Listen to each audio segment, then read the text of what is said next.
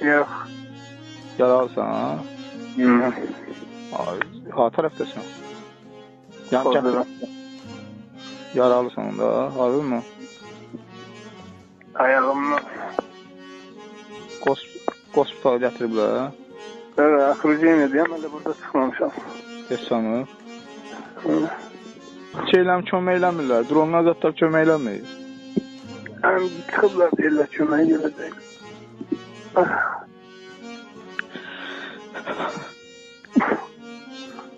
Biraz dözümlü ol. Sağ ol böyle. Haksız olabilir. Dözümlü ol, sən haqqı elə, bizim də haqqımız var, ya. Dözümlü ol. Telefondan başın qarışmasın, biraz diqqətli ol. Olsun, bir daha çare kalır.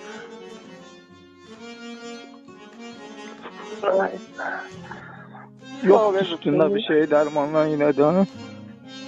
Yok.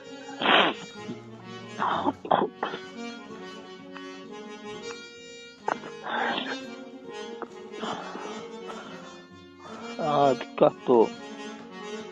Yok, Haber ver bana, test et. Telefonla oynama, haber ver, dikkatli ol. Cennette görüşürüz. Ya evde görüşeceğiz inşallah kardeş.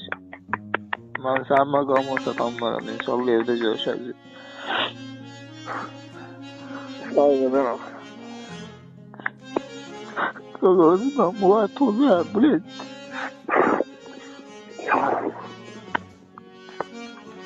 Vatan sağ olsun.